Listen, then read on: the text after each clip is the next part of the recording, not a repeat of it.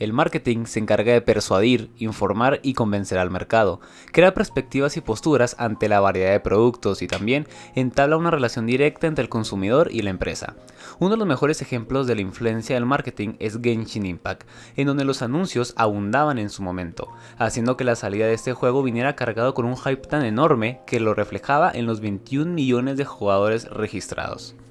Ante las primeras impresiones de este juego, pudimos percibir casi de inmediato que su inspiración hasta cierto punto venía por parte de cierto Zelda del momento, pero en mi caso, al probar por primera vez Genshin Impact, quedé considerablemente maravillado y confundido. Primero, porque Nintendo es algo que no consumo, esto quiere decir que las mecánicas de esta empresa las desconozco, así como dicho Zelda. Y segundo, porque el sistema de combate de esta entrega, su desplazamiento y mundo abierto, era algo que hasta el momento del 28 de septiembre del 2020 no había probado. Hablemos entonces de lo bueno y lo malo de esta entrega, abundemos un poco en su historia, en su apartado artístico, en la modalidad gacha y sobre todo en todo ese texto insufrible que nos tenemos que tragar para poder seguir avanzando en la aventura. Soy Antu y bienvenidos a NXP Project.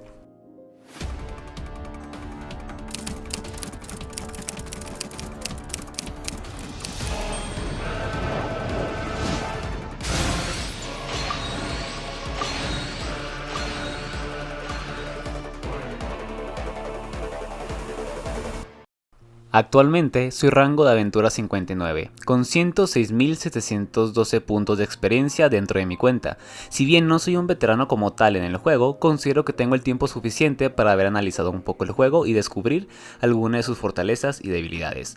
Para esto me encantaría hablar en primer lugar de la historia de este juego.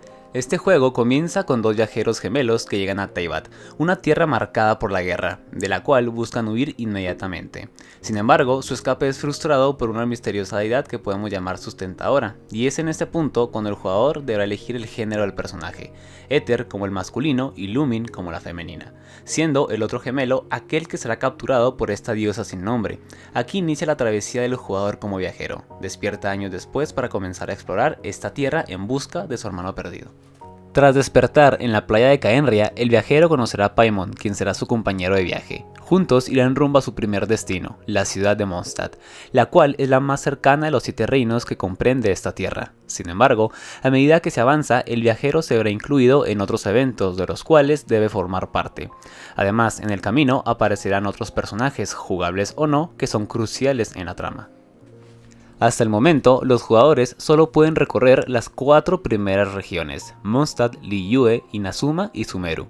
Cada región está inspirada en una zona del mundo real e incorpora elementos estéticos de esas zonas. Por ejemplo, Mondstadt está inspirado en una Alemania medieval y Liyue en una China tradicional. Cada región está asociada a un arconte, y a su vez, cada arconte está ligado a uno de los 7 elementos. En ocasiones, los arcontes eligen a alguna persona que ha logrado una gran hazaña o ha superado una gran dificultad, y les otorga una visión, una gema que les proporciona el control sobre un elemento. A la hora de jugar, cada personaje jugable, a excepción del viajero, es poseedor de una visión.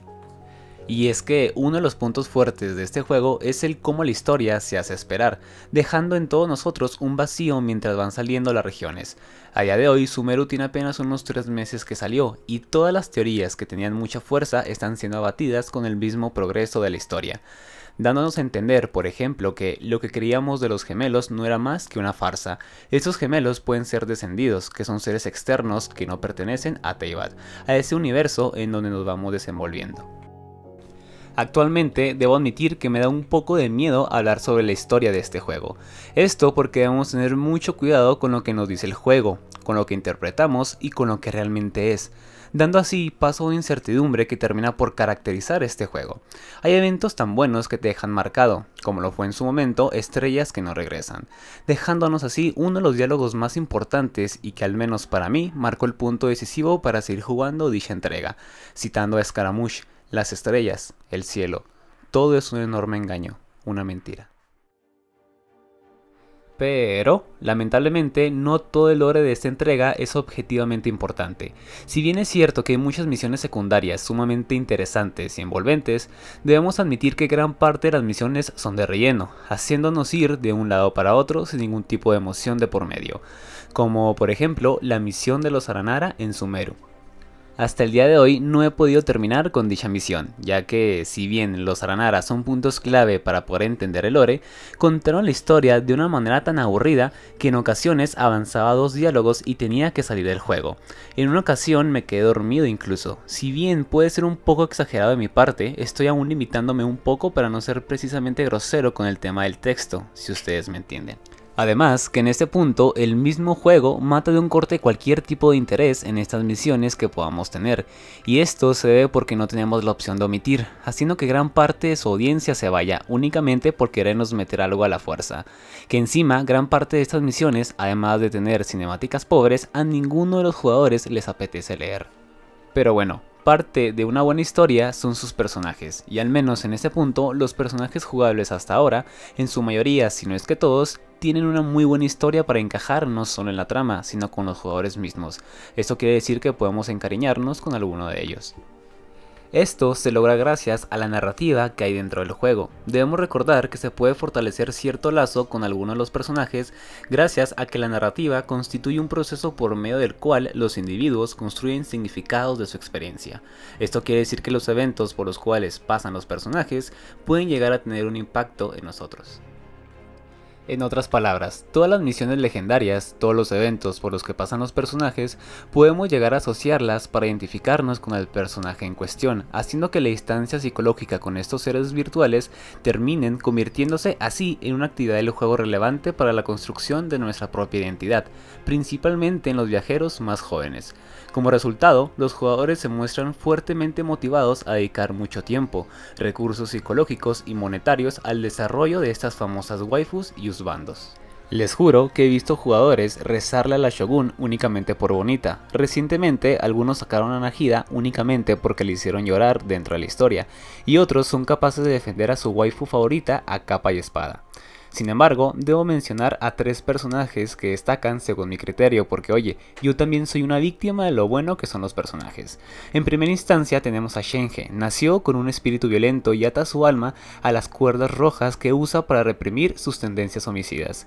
Esto hace que la mayoría de sus emociones sean reprimidas, haciéndola fría y distante, pero también se enoja fácilmente y rápidamente recurre a la violencia para resolver sus problemas. Sin embargo, Shenhe no es malicioso ni malvado, y simplemente ha sido víctima de una tragedia. Eula, un descendiente rebelde de la vieja aristocracia que siempre está en el campo de batalla. Como alguien nacido en la vieja aristocracia, portador de la línea de sangre de los pecadores, Eula ha necesitado un enfoque único del mundo para navegar pacíficamente por los imponentes muros de los prejuicios. Por supuesto, esto no le impidió romper los lazos con su clan, como la excepcional caballera de la marea. Caza a los enemigos de Mondstadt en la naturaleza para exigir su venganza única. Ella es bastante talentosa y de espíritu libre, a pesar de la historia infame de su familia. Quienes la conocen la ven como una amiga y aliada confiable que es incomprendida en gran parte debido a sus antecedentes, sentido del humor único y las declaraciones controvertidas ocasionales que son producto de su personalidad. Entre los caballeros también es muy respetada por los miembros de la compañía de reconocimiento bajo su mando, quienes la apoyan incondicionalmente, aunque la mayor parte de Mondstadt la odia. Por lo general no los odia a ellos a cambio, porque comprende su enojo hacia su familia. Ayaka. Ella es la hija menor del clan Kamisato y hermana de Kamisato Hayato. Siendo hermosa, elegante y agraciada, la gente común no tiene nada que hablar mal de Kamisato Ayaka, debido a su estatus social como la hija menor del clan Kamisato, vista como un modelo de perfección. Gracias a la influencia de la excelente educación de Ayaka, su corazón es tan puro como el hielo cristalizado, al igual que los espléndidos colores reflejados cuando los cristales de hielo giran en el aire invernal. Así es el espíritu de Ayaka. Ella no solo posee una gran belleza exterior y un comportamiento elegante, sino que también, que no es conocido por muchos, tiene un lado tierno y lindo. Después de abordar a un par de mis personajes favoritos y cómo estos pueden llegar a influir en nosotros, me encantaría hablar también de lo que nos mantiene enganchados al juego. Y es que más allá de la exploración y descubrimiento de la historia, tiene un componente clave que es el farmeo, tanto para subir a personajes, armas o habilidades. Todo esto es increíble porque el tiempo que te exige el mismo juego para subir de nivel es lo suficientemente largo para que se te vayan un par de horas matando enemigos, buscando cristales, superando dominios o tratando de encontrar esas flores específicas que te piden para ascender a un personaje. Lamentablemente todo esto es limitado en seco por la resina. La resina es una moneda de juego que se va recargando conforme pasa el tiempo. Te permite adquirir materiales de mejora, mora y libros de experiencia, que te dejarán cumplir tu objetivo. Si bien al principio puede ser imponente el enorme mapa de Teyvat, la necesidad de aprender las rotaciones de equipo, entender cómo funcionan las reacciones elementales, te vas dando cuenta que Genshin Impact es más un juego casual en su totalidad. No me malentiendan, no quiere decir que esto lo haga malo, pero con 4 meses de juego diario es suficiente para poder acabar con todo el juego, aún y con la limitación de resina. El único apartado positivo de la resina es que te permite generar una sensación de empoderamiento.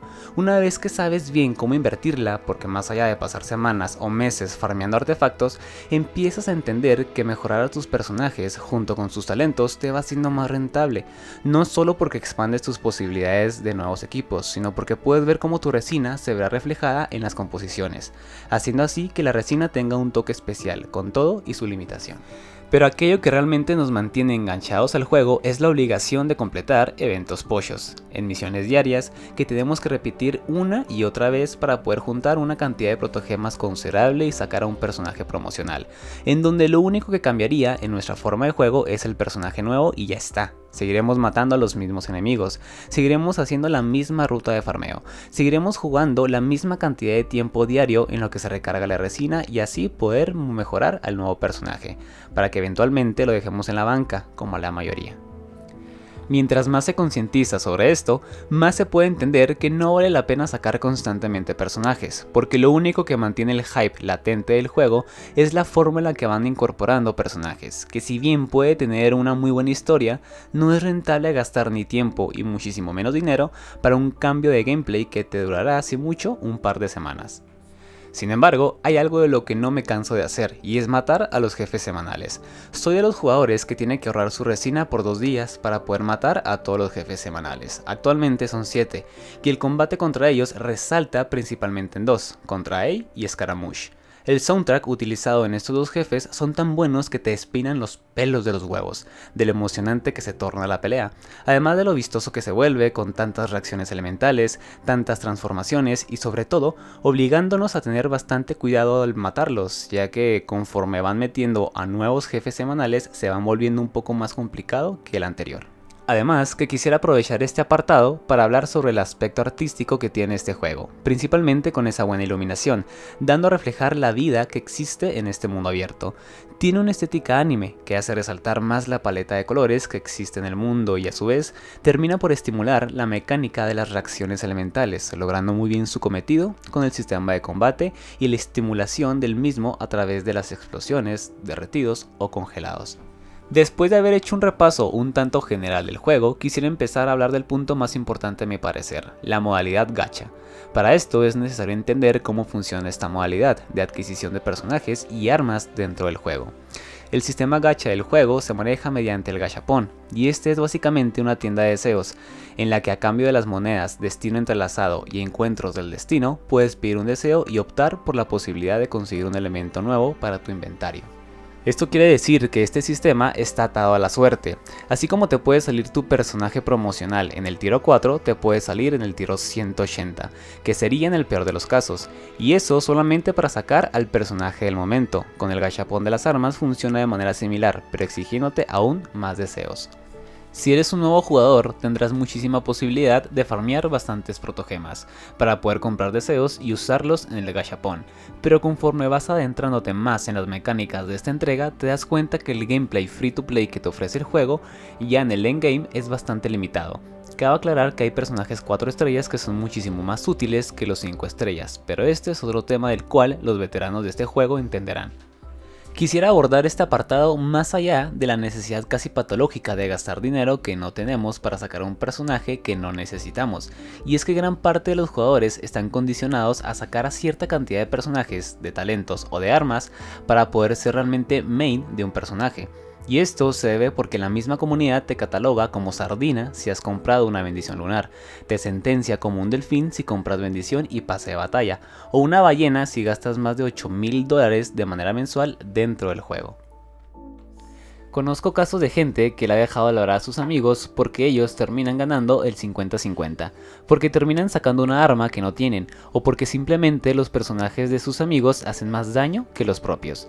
Y esto lamentablemente es estimulado por la misma comunidad, y es que si son un poco analíticos saben que todas esas personalidades encantadoras de los personajes no fueron hechas nomás para encajar bien en la historia, sino para lucrar con la misma susceptibilidad humana, a sentirnos obligados a sacar a cierto personaje únicamente por su desgarradora historia. Pero ¿qué sentimos al usar deseos en el gachapón? La sensación puede ser bastante intensa e inigualable, ya que nos empezamos a calentar conforme va bajando el contador de deseos, teniendo a su vez ese subidón de dopamina, que es retroalimentado si sacamos el objeto deseado o si nos quedamos a poco de sacarlo. Como pueden ver, estamos jodidos porque nos veremos obligados a repetir esa sensación constantemente de emoción, de adrenalina, de placer incluso. Lamentablemente caemos en una espiral en donde una comunidad que debería solidarizarse con este tema lo estimula hasta el punto de clasificarte, en donde una empresa usa un sistema no solo para perjudicarte a ti mismo, sino a tu mismo entorno, para que al final del día lo defiendas sin entender que aquella persona realmente enferma, y no solo por este mal que podríamos llamar ludopatía, no se da cuenta de que está enferma.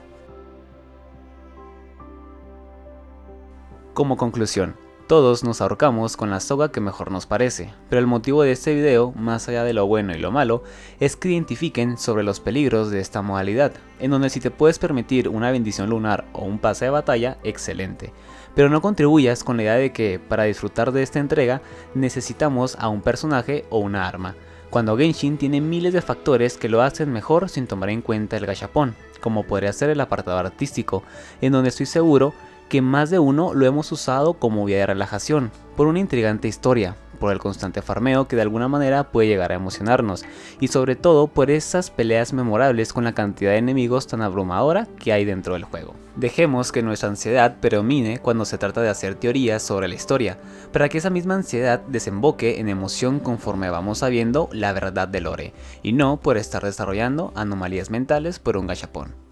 Y recuerden, viajeros, あなたは例外例外それは永遠の敵